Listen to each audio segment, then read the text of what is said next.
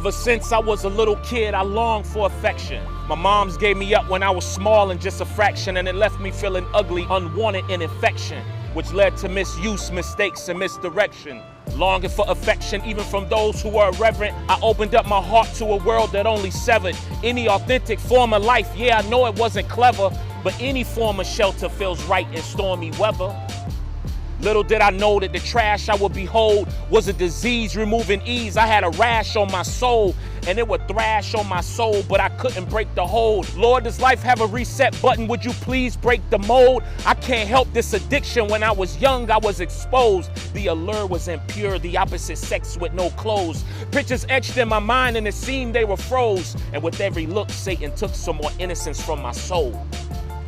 And I'm not even a teen yet, but I have so many secrets that if I told them, I'd be a reject, and I can't handle that regret.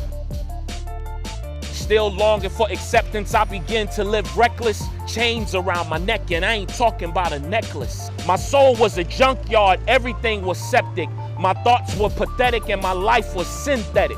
Nothing was real, it all was an act I'd performed to attract more pats on the back. I love being liked, the addiction was like crack, even if the love sometimes was a trap. And I know it was a risk, but more so it was a wish. A longing to be held with all this filth in the mist. Would somebody please tell me why it is I exist? I'm in a basement with a knife and I'm about to slit my wrist. And I don't want to take my life, I just want to escape. But death is probably better because the pain is just too great. The voice of darkness is calling me, trying to seal up my fate. But then I hear another voice saying, chill, hold up, wait. And this voice isn't familiar. I don't recognize it. And although it commands reverence, my soul's not afraid, it's delighted. I can hear it in the stillness.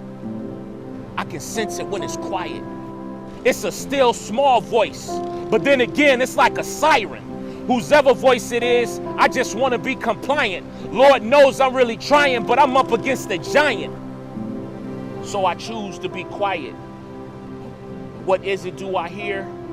A still small voice, extending grace, drawing near, saying, just take my hand, just trust, don't fear.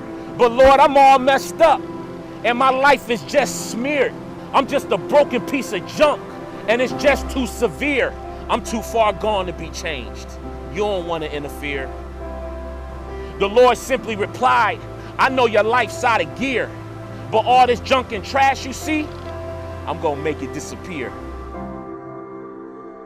Now I ain't gonna lie, I was skeptical, cause I always felt unacceptable. To love someone like me was unethical, but his love felt credible. So I asked him to be my Lord. That in and of itself was incredible. But can I really be loosed from memories that's unforgettable, pain that's unquestionable, hate that's intestinal? I know you deliver people, but is that just theoretical? Let me have some of your power so I can taste a little proof. And all he said was one word, and that one word was loosed. And he said, loose from your addictions, loose from your pain, loose from the abuse that produced many stains. You're loose from your embarrassment and all of your shame. You're loose by my power, and there's power in my name, Jesus. That was 20 years ago, and I ain't never been the same.